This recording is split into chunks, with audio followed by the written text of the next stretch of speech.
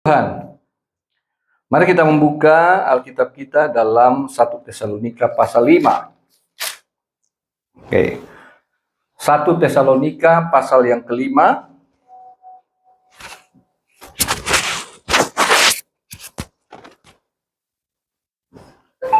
Satu Tesalonika pasal yang kelima, ayat yang ke-18.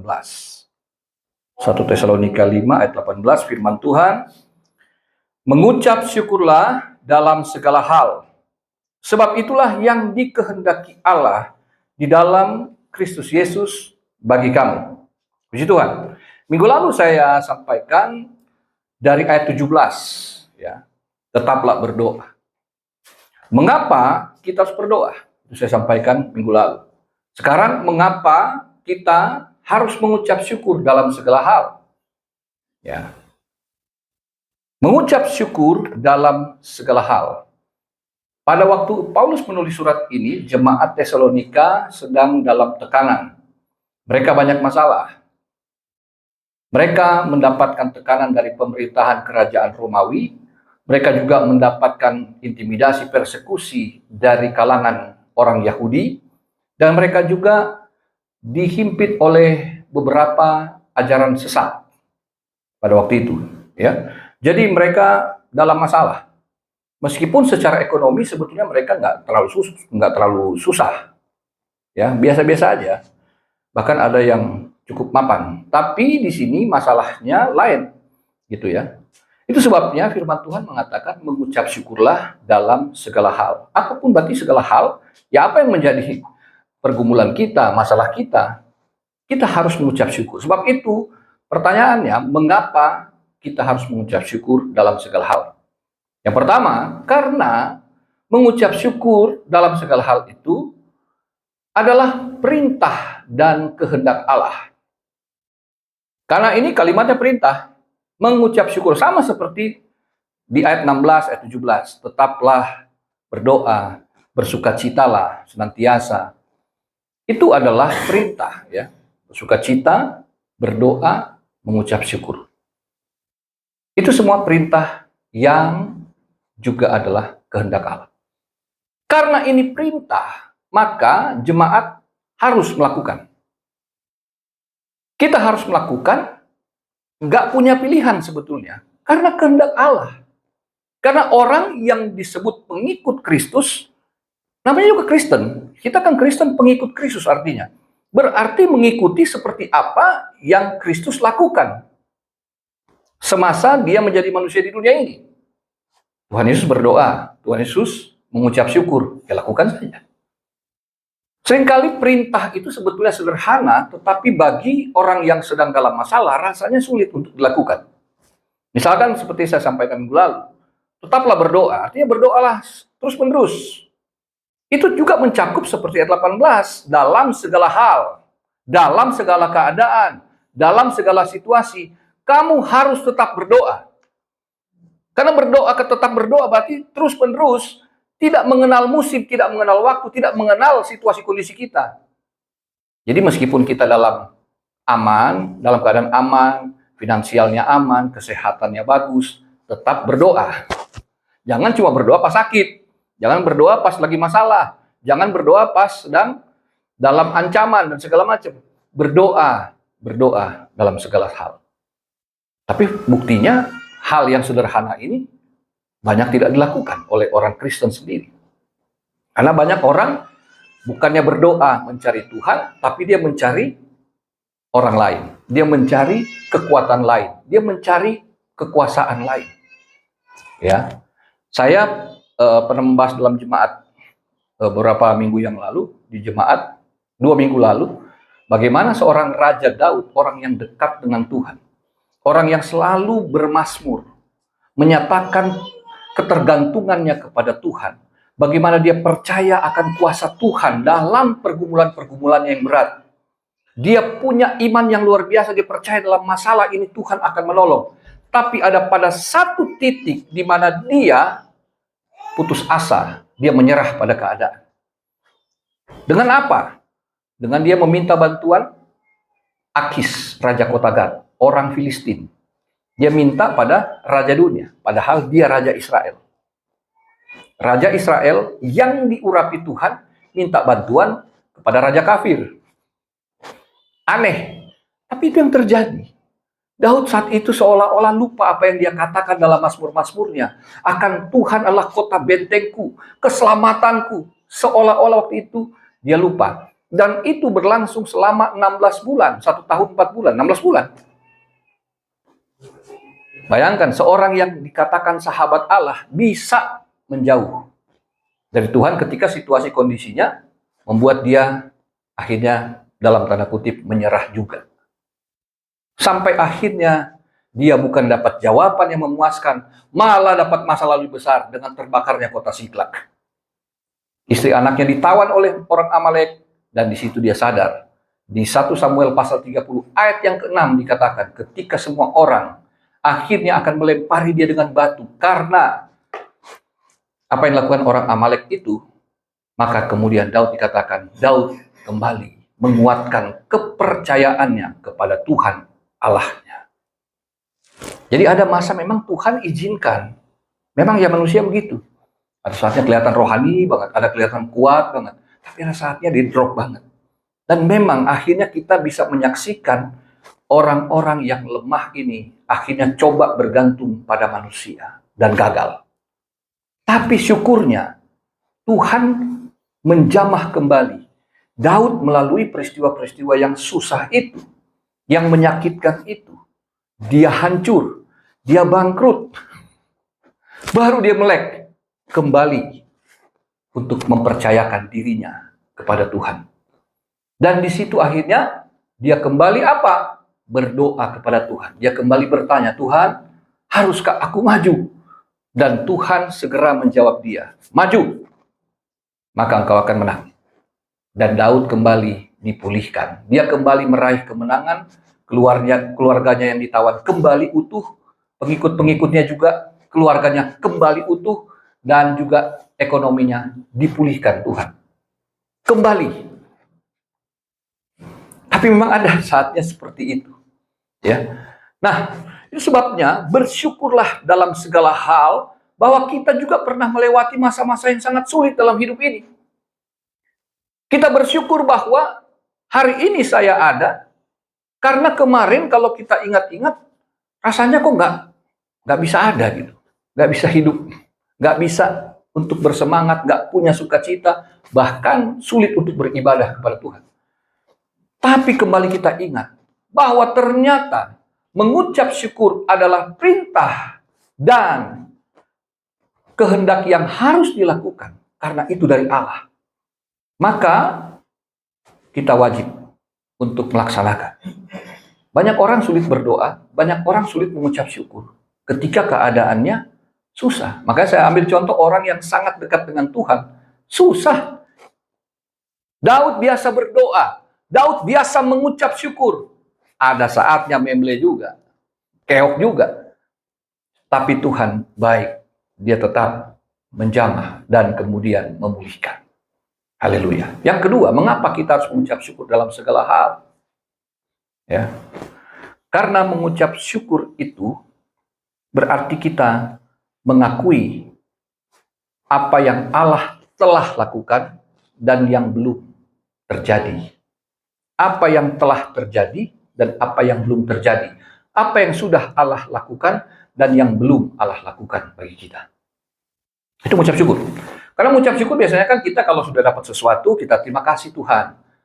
Oke, kita berdoa, terjawab, terima kasih Tuhan. Tapi bisa nggak? Makanya kan mengucap syukur dalam segala hal, itu bentuk kata kerja sama seperti tetap berdoa. Terus menerus. Jadi mengucap syukur bukan karena kita telah bahagia, bukan karena kita telah mengalami sesuatu yang enak buat kita, tapi dalam segala hal berarti mencakup kegagalan termasuk di dalamnya. Tetap mengucap syukur. Orang tua saya kehilangan segalanya, bangkrut. Tapi akhirnya di situ justru mereka jadi pelayan-pelayan Tuhan yang setia. Sampai papa saya tutup usia, 9 tahun yang lalu, dalam ketiadaan apapun, dia menjadi pelayan Tuhan. Itu saya sebagai anak, sebagai gembala, mengucap syukur kepada Tuhan. Bukan karena dia dipulihkan jadi tetap kaya. No, habis segalanya. Dari rumah yang besar, ya. Ini istri, itu mertua saya. Mereka tahu. Kalau sekarang rumah itu harganya di atas 50 miliar. Kami punya beberapa mobil. Habis. Dikibulin orang. Yes. Papa saya nggak pernah ngibul. Dia kerja dengan jujur.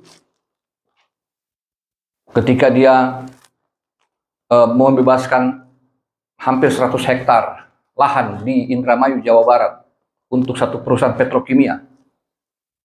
Teman-temannya bilang, lu nggak susun, nggak markup, nggak, gua ambil fee aja. Artinya papa saya bisa jauh lebih kaya kalau dia markup harga. Papa saya nggak mau. Itu sebabnya dia disayangi oleh para petani di sana. Karena papa saya beli tanahnya satu, di desa sebelah mereka bisa beli 2. Artinya panennya bisa berkali lipat. Makanya berterima kasih. Tapi papa saya tidak menerima yang baik dari perbuatan baiknya. Dia digibuli, ditipu, habis-habisan. Bahkan digelapkan surat tanah, dia harus bolak-balik pengadilan. 10 tahun dari saya masih mahasiswa, masih hidup jauh dari Tuhan. Sampai saya jadi pendeta, baru kelar tuh masalah. 10 tahun bolak-balik di pengadilan.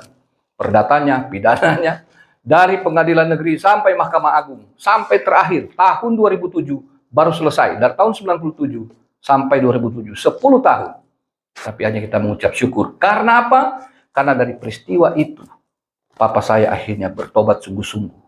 Dari kekalahannya, dari kehancurannya, justru dia dapat mengenal Tuhan dan melayani Tuhan. Waktu dia punya segalanya, dia tidak melayani Tuhan. Tapi justru akhirnya Tuhan buat dia sadar dan dia melayani dalam ketiadaan, dalam ketidakmampuan secara finansial lagi. Tapi justru dia dapat memberikan yang terbaik, yaitu hidupnya. Itu yang Tuhan inginkan. Itu yang Tuhan kehendaki. Makanya mengucap syukur. Papa saya yang mengucap syukur harus melewati menelan pil yang sangat pahit, masa yang sangat suram. Tapi dia bersyukur. Dan kami semua bersyukur. Saya khususnya meskipun anak, tapi saya sebagai gembalanya, saya mengucap syukur karena di akhir hidupnya dia tetap sebagai pelayan Tuhan. Haleluya. Jadi saya bersyukur. Kita harus bersyukur. Apa yang telah Tuhan lakukan? Apakah Tuhan telah mengabulkan doa kita? Ataupun tidak? Itu Tuhan telah lakukan. Kami berdoa. Papa saya menang di pengadilan pada akhirnya karena dia benar. Menang, dipulihkan. Yes. Tapi akhirnya dia tidak punya uang lagi. Tapi bersyukur. Kenapa? Nggak mati karena stres. Nggak salah tiba-tiba didatangi polisi, diserbu pakai senjata, ditangkap, dibawa kantor polisi, di Polres karena lawannya bayar. Ya, kita tahu lah ya, korps ini gitu ya, yang punya duit bisa memainkan. Tapi akhirnya kita berdoa. Dan akhirnya itu tetap berdoa. Akhirnya kita mengucap syukur. Tuhan melakukan yang terbaik. Tapi nggak jadi kaya lagi. Nggak punya mobil lagi. Nggak punya rumah lagi. Boro-boro punya rumah, punya mobil aja nggak punya. Gitu kan? Jadi Tuhan telah melakukan. Papa saya menang di pengadilan, tapi Tuhan tidak mengabulkan untuk pulih secara ekonomi.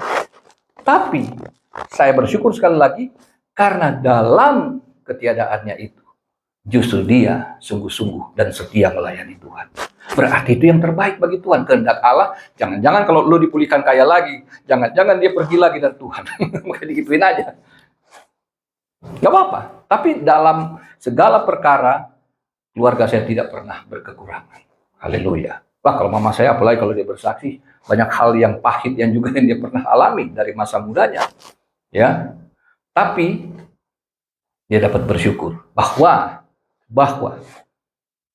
anak-anaknya melayani Tuhan. Paling tidak ada 2 gembala. Saya dan Bapak Gembala di tempat ini, Pak Andre, maupun sebetulnya ada satu lagi, pendeta, tapi dia tidak jadi gembala, menantunya, istri dari kakak yang tertua. Dan sekarang tadi yang bibit pujian, itu menantunya mama saya, itu ipar. Melayani Tuhan semua. Artinya dalam kesengsaraannya bertahun-tahun dalam pergumulan dalam doa, Tuhan mengabulkan, yaitu dia tetap hidup dan tidak berkekurangan.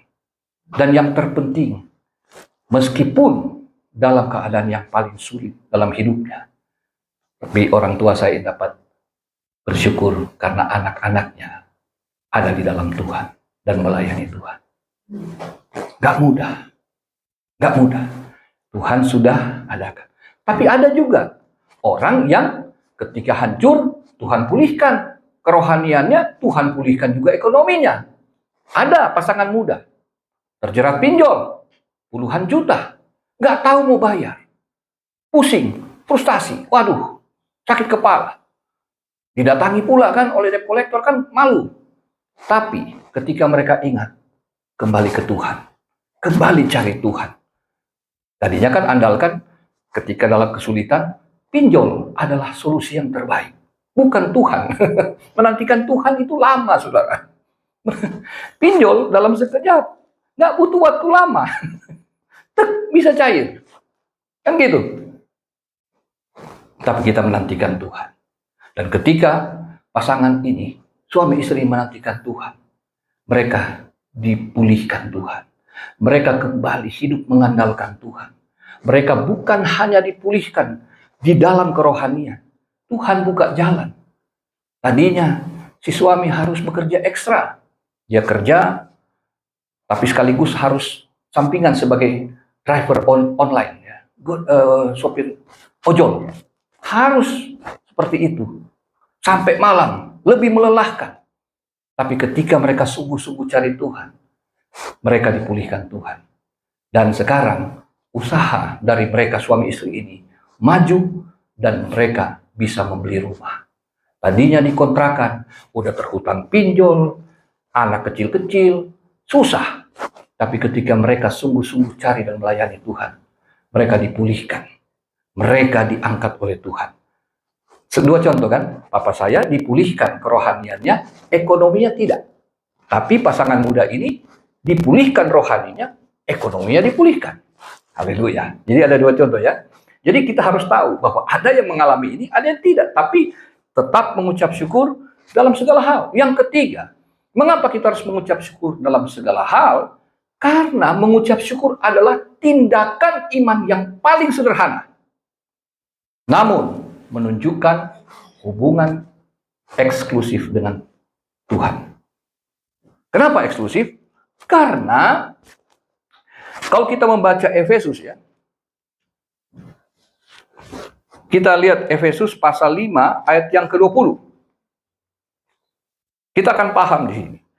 Efesus 5 ayat yang ke-20.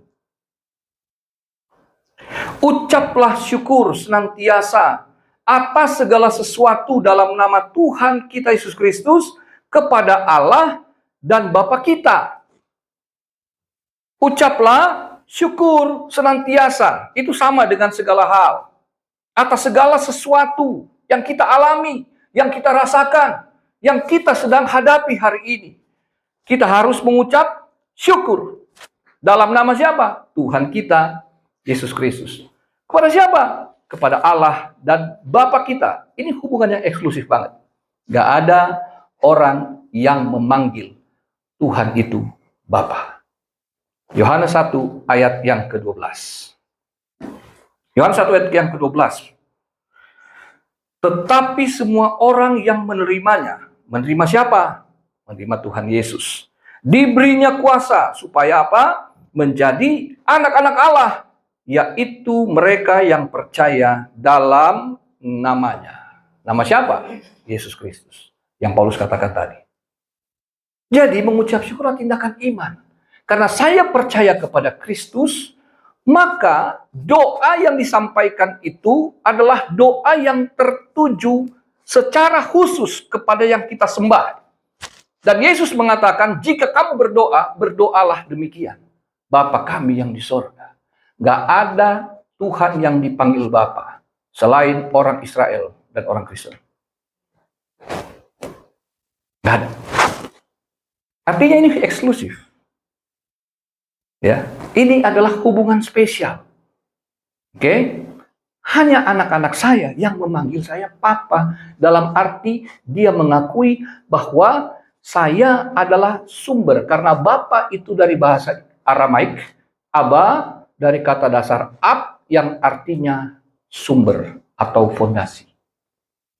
Ketika anak saya memanggil saya Papa atau Papi atau Bapak apalah, bahwa dia mengakui saya adalah sumber dari keberadaannya.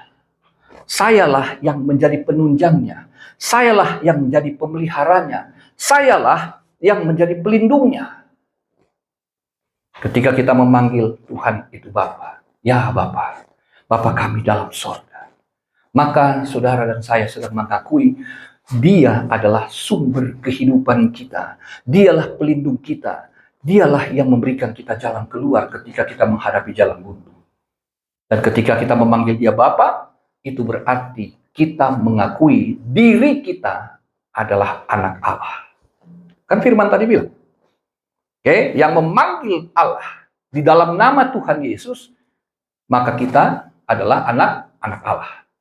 Maka kita mengucap syukur. Mengucap syukur kepada siapa? Kepada Bapa yang kita akui itu di dalam nama Tuhan Yesus Kristus.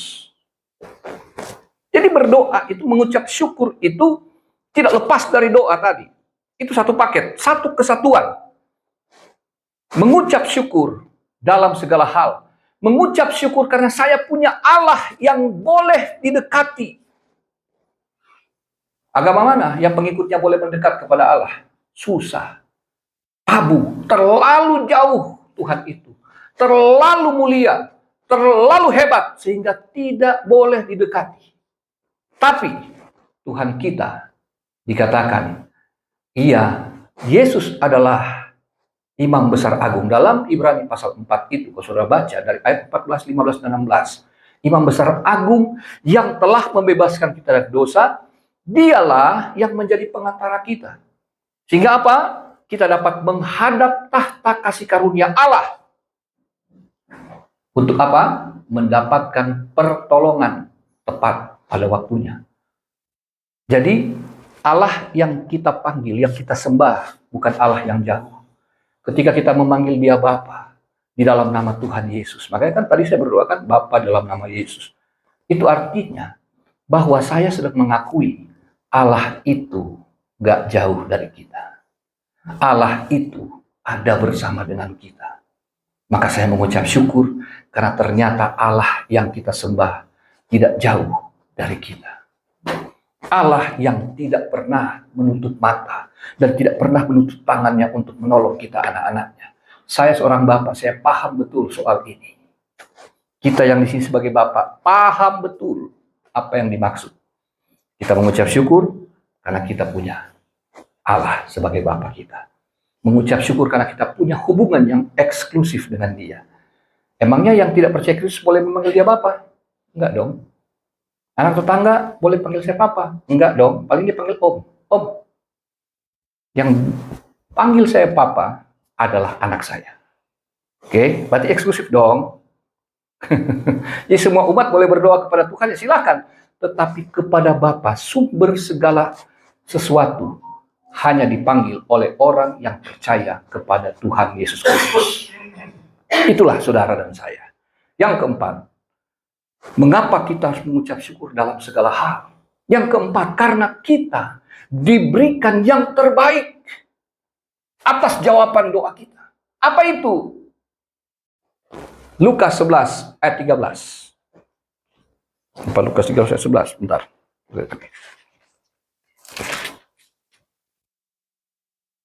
Ya, Lukas 11 ayat 13. Ya. Lukas 11 ayat 13. Atau dari ayat 9 saya baca. Lukas 11 ayat 9. Oleh karena itu aku berkata kepadamu, mintalah maka akan diberikan, ketoklah maka pintu akan dibukakan bagimu. Karena setiap orang yang meminta, menerima, dan setiap orang yang mencari, mendapat, dan setiap orang yang mengetok, baginya pintu dibukakan. Bapa manakah di antara kamu, jika anaknya minta ikan daripadanya, akan memberikan ular kepada anaknya itu ganti ikan? Atau jika ia minta telur, akan memberikan kepadanya kalajengking? Jadi, jika kamu yang jahat tahu memberi pemberian yang baik kepada anak-anakmu, apalagi Bapamu yang di sorga, ia akan memberikan Roh Kudus kepada mereka yang meminta kepadanya. Haleluya. Kita bersyukur dalam segala hal, karena Tuhan memberikan yang terbaik bagi kita. Banyak orang berpikir memberikan yang terbaik itu, ketika Tuhan beri yang terbaik, adalah ketika saya perlu duit, dia kasih kelimpahan secara materi, dia berikan kita kesuksesan. Ternyata jawaban doa yang terbaik yang kita syukuri adalah karena dia memberikan Roh Kudusnya kepada kita. Apa itu? Bagian dari dirinya sendiri, dari Allah Tritunggal itu sendiri. Bapa memberikan keselamatan di dalam anak yang tunggal, dan dia memeteraikan keselamatan itu di dalam Roh Kudusnya. Haleluya. Jadi apa? Roh Kudus yang di dalam kita, kata Tuhan Yesus, dialah penghibur dan penolongmu. Dialah yang akan memberikan engkau kekuatan. Dialah yang akan memberikan engkau jalan keluar. Dia bahkan yang akan menegurmu ketika engkau salah. Dia akan menginsafkan dunia dari dosa. Itu Roh Kudus. Dan Yesus bilang, aku pergi kepada Bapa, tapi aku tidak akan meninggalkanmu sebagai yatim piatu. Aku akan memberikan penghibur. Damai sejahteraku kutinggalkan bagimu. Yang dimaksud damai sejahtera adalah Roh Kudus. Jadi itu yang kita syukuri, bahwa dalam pergumulan-pergumulan kita, waktu kita berdoa, kok rasanya belum ada jawaban, belum ada titik terang. Saudara harus bersyukur. Maka saya bilang tadi, yang di poin kedua, apa yang telah Tuhan lakukan dan apa yang belum Tuhan lakukan. Bukan tidak dia bekerja, tapi maksudnya belum terkabulkan, belum terjawab doa kita. Tapi bukan berarti Allah tidak bekerja. Dalam Tritunggalan Allah, dalam penciptaan langit dan bumi, dalam Kejadian pasal 1, pada mulanya Allah menciptakan langit dan bumi. Bumi belum berbentuk dan kosong, gelap gulita menutupi samudera raya. Tapi di situ ada jawaban yang indah. Dan Roh Allah melayang-layang di atas permukaan air. Artinya apa? Dalam dunia yang gelap, ternyata ada Roh Kudus di situ. Ngapain dia? Melayang-layang. Kata melayang-layang dari teks Ibrani itu, artinya dia sedang digambarkan seperti induk unggas, ya, ayam lah misalkan, yang sedang mengerami telurnya. Telur itu belum berbentuk ayam, dia masih bentuk transparan dengan kuning di tengahnya, kan? Begitu ya, kalau kita goreng atau rebus jadi putih dan kuning. Belum berbentuk ayam. Hanya ketika dia mengeraminya, dia akan terbentuk. Sampai paling tidak kalau nggak salah 21 hari, maka ayam itu akan ayam di dalam telur itu akan keluar, akan menetas. Tadinya belum berbentuk ayam, dalam 21 hari dia menjadi ayam. Kenapa? Ada tenaga panas dari tubuh induknya. Itulah yang digambarkan dalam Kejadian 1 ayat yang kedua. Roh Kudus sedang menyalurkan kuasanya untuk membentuk bumi yang tadinya masih kosong dan gelap. Sampai waktunya tiba, berfirmanlah Allah, jadilah terang. Jadi ketika Tuhan berfirman, maka kegelapan tidak menguasai lagi. Dalam pergumulan kita, ada masa-masa yang sukar. Doa lama banget Tuhan, bukan berarti Tuhan tidak bekerja, saudara. Allah sedang menyatakan kuasanya, kuasa Roh Kudusnya.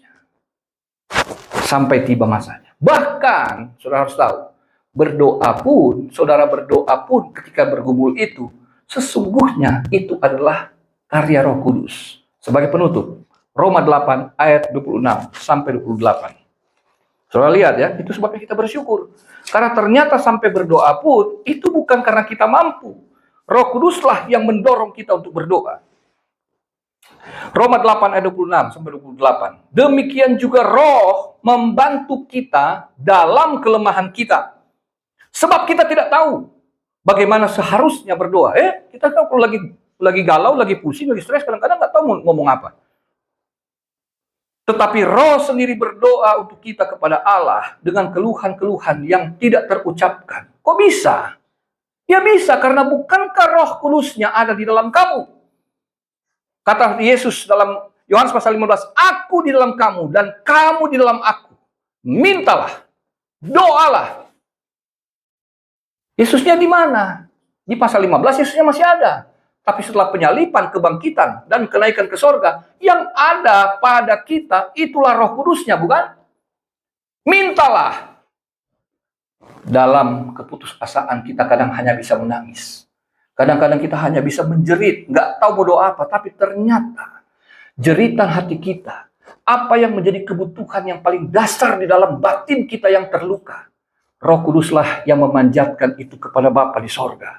Dan Allah yang menyelidiki hati nurani. Saya katakan tadi kan, cuma bisa ngomong dalam hati, udah nggak bisa ngomong kita secara verbal.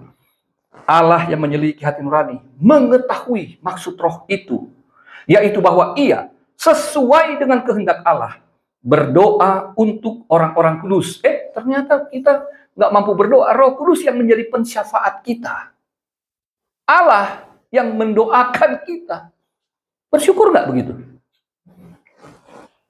Kita tahu sekarang bahwa Allah turut bekerja. Jadi Allah nggak diam.